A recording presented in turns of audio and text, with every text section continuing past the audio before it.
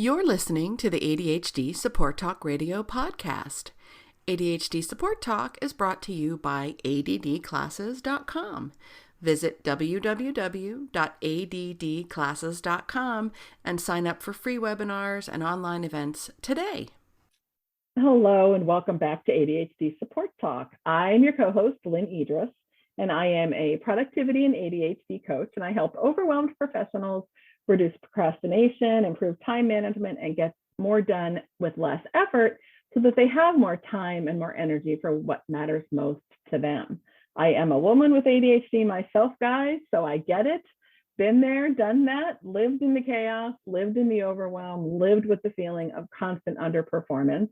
And I have found personally and professionally that life can be better. So you absolutely don't have to stay there. There is life on the other side. And I know each and every one of you can share your own version of success and live with the kind of fulfillment that you really want and the kind of freedom that you deserve. You can learn more about me and what I do and the programs and services I offer at www.coachingadvantages.com.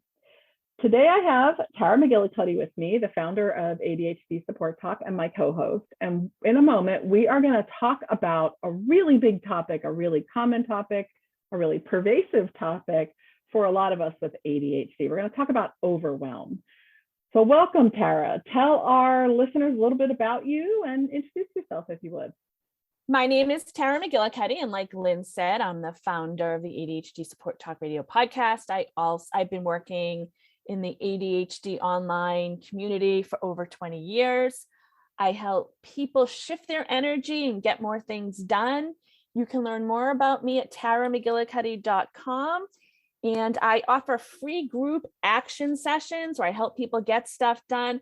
I also just started offering energy shifting parties. So go to taramcgillicuddy.com to learn more and sign up for my free resources.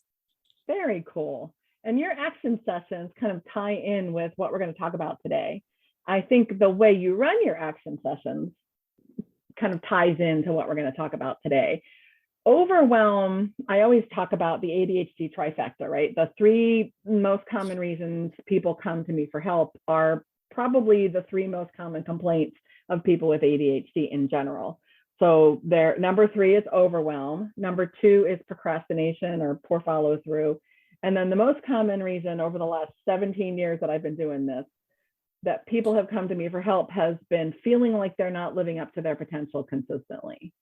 When you think about it, overwhelm and procrastination and unmet potential, they're all sort of like, they're intertwined and they kind of feed each other, right? So overwhelm is something we hear about a lot in the ADHD world. And we want to help you with that today. We want to help you get a handle on your overwhelm, get to the bottom of why you're overwhelmed, and give you some strategies and some different ways to think about it as well.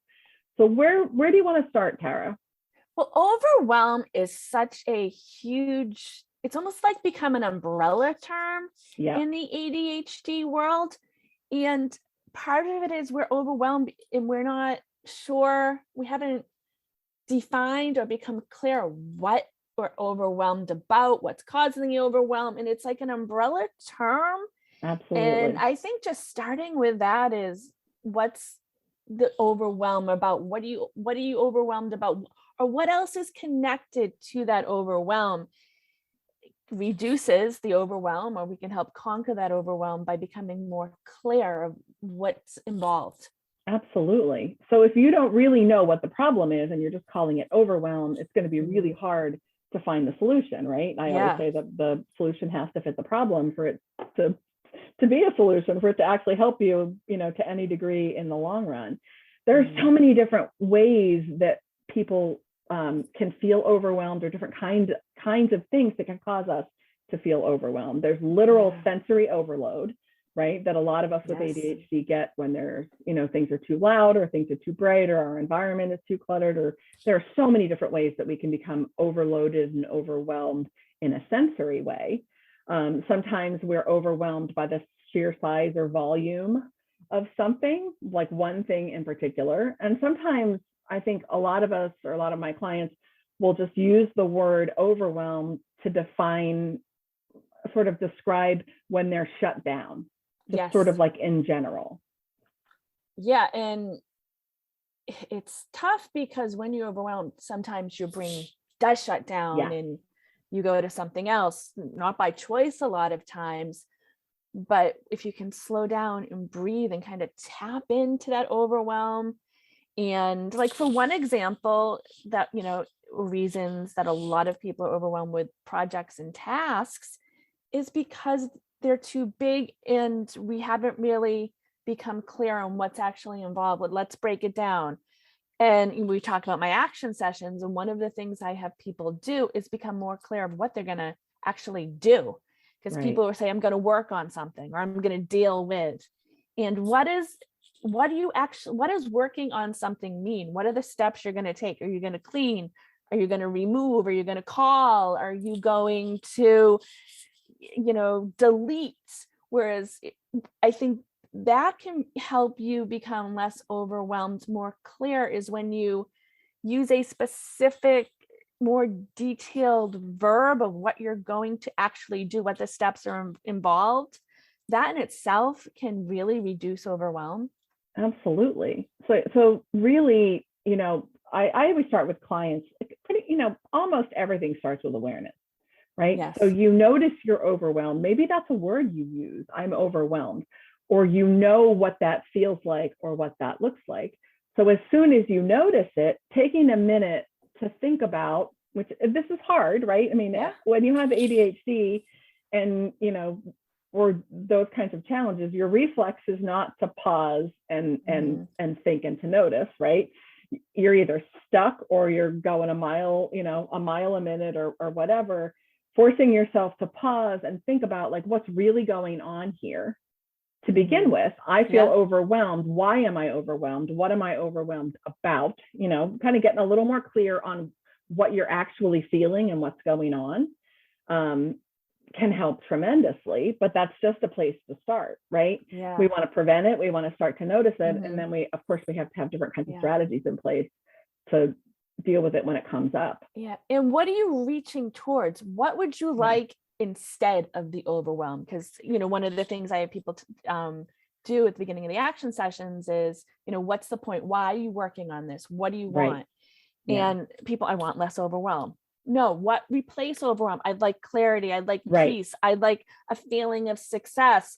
I'd like to be done. I'd like what instead of using overwhelm, what would you like to replace that overwhelm with? What are you working towards? Which a lot of us, and I get, when I get overwhelmed, stressed, or whatever the root of the thing is, by default, I don't go to, okay, what would I like instead? But if I take a few deep breaths and try to, what would I like to increase? What would I like instead of the overwhelm? That can kind of get you that can shift your energy, shift your train of thought, and get you moving towards something.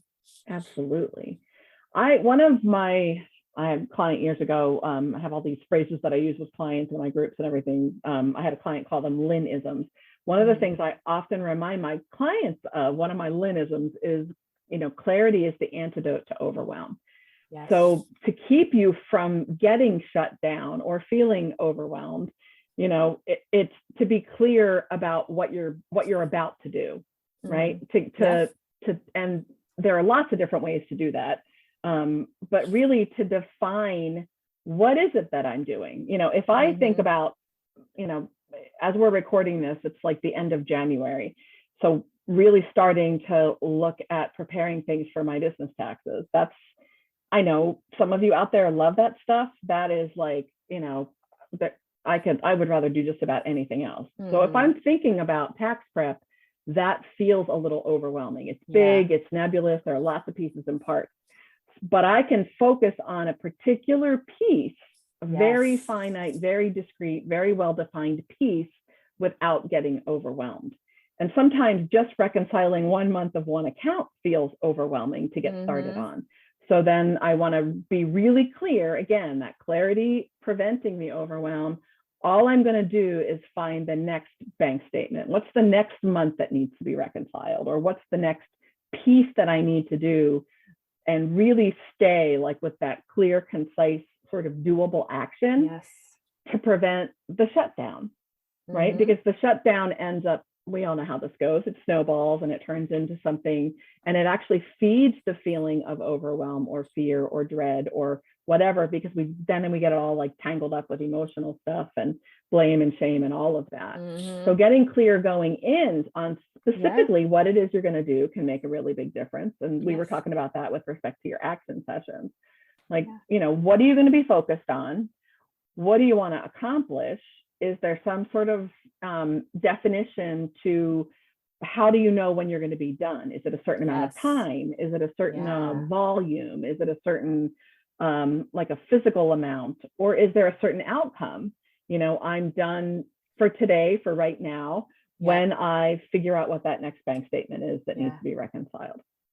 And this is a lot of times where that perfectionism type of thinking, or whatever you want to call it, gets in the way, because more than likely, of course, it depends on what you're working on as a project or a task. It's not going to be 100% complete in one sitting. Right. So, you know, you talked about taxes. It could probably take months depending on how big your business is, what you're doing. You know, maybe one day you spend 5 minutes making a phone call, you spend 5 minutes looking at your receipts or whatever it is. That's definition, that's clarity, that's a piece, that's a step. It helps you move forward. And when you take some action, even if it's a tiny step, you have a win. You feel better. It reduces overwhelm. It increases the positive energy and builds that motivation and momentum up.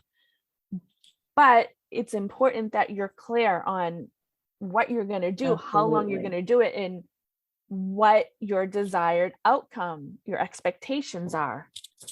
Realistically too. That's another thing that overwhelms us.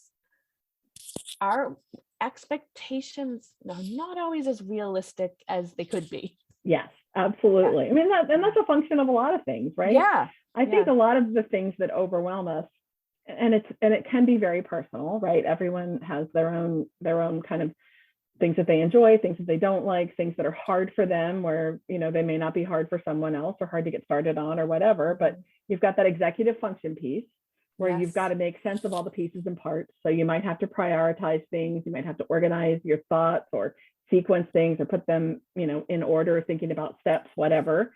That's a piece of it. And then there's that, again, that lack of clarity, that lack of definition can make it really easy to kind of want to avoid something. Yeah. And I do talk a lot about, you know, I mean, overwhelm is a feeling. It's an emotion. And it's something, you know, I remind my clients all the time, like, so far in your life, you have a 100% survival rate of feeling overwhelmed. Yeah.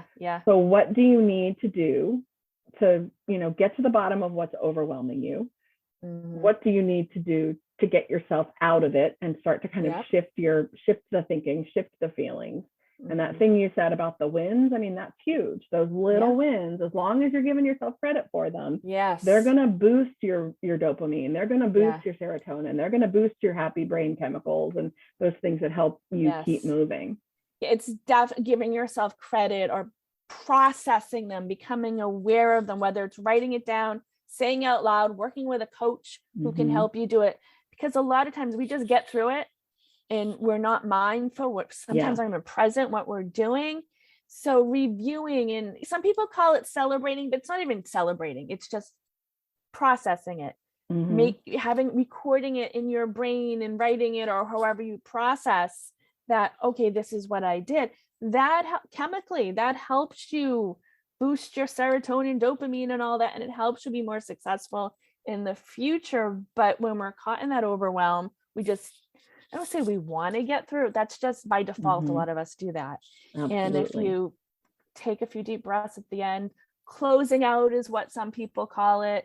However you want to phrase it, but just become aware, process, record in your brain or wherever, this is what I did. Yeah. I got something done. Even if it's a small win, even if it's like in my action sessions, we only talk about success. Yeah. And I tell people to report your success using a fraction or a percentage. So they know they got something done and they're recording it, and that helps you be more successful. And they need someone like me to do it, because our brains a lot of times don't automatically or naturally go to that. Absolutely. We always say in ADHD coaching, we tend to focus on the gap, right? Yes. The gap between where we are now and where we want to be, not the fact that the gap is closing or that we're making progress and making the gap smaller or that we're moving forward. And that's why something like, there are lots of different names for it, but sometimes I'll call it a to-do list, right? Yeah. What did you accomplish? What can you give yourself credit for today? Right? What did you knock out? Doesn't matter how small it is. If you've got to learn to give yourself credit, you've got to learn to acknowledge those things. Because those are the little things that get you moving forward when you are overwhelmed. Yeah. I mean, some people call it a success journal, a success list, whatever it is, but just even if it's like, I got out of bed today and I was nice to someone who wasn't nice to me, those are successes. And it's just realizing them, talking about it, whether you talk about it to someone, write it down, say it out loud, get it out of your head. Don't just think about it. Use another process than just thinking about it. Absolutely. It's important, guys. It's a big shift in your ability to be able to make the small steps that kind of accumulate to become something that is a little bit more visible progress. But if you're not going to give yourself credit for those small steps, you're not going to see your progress. And, giving yourself credit, becoming aware, processing it, that is part of being clear. Absolutely. That is clarity. So I don't think people often realize that. Yes. Connecting those dots. Absolutely. Yes. So really getting clear on what's causing the overwhelm, right? Getting clear on really what the overwhelm is. Is there something else underneath of that? Is it, you're calling it overwhelm because you're stuck? Are you calling it overwhelmed because you're afraid? Are you calling it overwhelmed because you're freaking tired and you just can't bring yourself to do whatever it is that you intend to do? Is it overwhelmed because you have no idea what you need to do next? There are lots of different reasons. So really getting clear on, what's this overwhelm about? And you don't need to go, you don't need to go crazy with this. Just a moment to reflect can make a really big difference. And then, okay, well, what can I do? What can I do? What's next for me? And being clear with that can really make a big difference in the overwhelm. Yeah. Yep. And giving yourself credit, right? But yes, definitely. If you do it, write it down, cross it off, wad it up and throw it in the trash can when, you're done with it, whatever it is, but giving yourself some sort of conscious acknowledgement that you did stuff.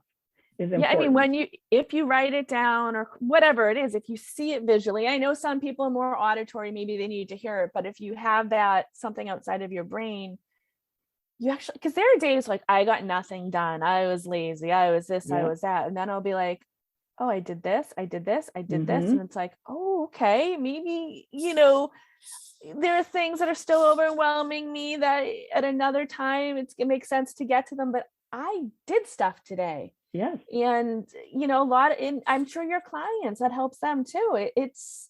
We by default, we're humans. We go to what we want to do next, what we need to do next, what we haven't gotten to, but the focusing on our successes do help us become clear and less overwhelmed and more peaceful or whatever it is we want to get to. Absolutely. I hope people are really kind of taking this to heart because it is such a big, big issue for so many of us. I mean, it's a human thing, but with ADHD, it's so intensified. Oh, absolutely. Any last thoughts, Tara? And again, share your website. Yeah, taramcgillicuddy.com. I do action sessions on a regular basis. I offer free 90-minute sessions. And then I also started offering 2-week sessions that have 6 2-hour sessions. And people find them very helpful. They're live and I help people get clear and I shift the energy and people get a lot done. Some are surprised by it. taramcgillicuddy.com. And Lynne and I both have ways to help you conquer that overwhelm and get more clear. Absolutely. Well, I hope something we shared with you guys is helpful today. And I know that there are plenty of you out there that needed to hear it. You have a 100% survival rate of overwhelm so far, and you can get through it every single time. If you want to catch up with us in the ADHD Support Talk Facebook community, we'd love to connect with you, get your ideas, get your suggestions for future episodes, any insights, and connect with us there. That would be wonderful. Well, thanks again for being here, Tara. Thank you all for listening, and we'll catch you again next time on ADHD Support Talk. Thank you.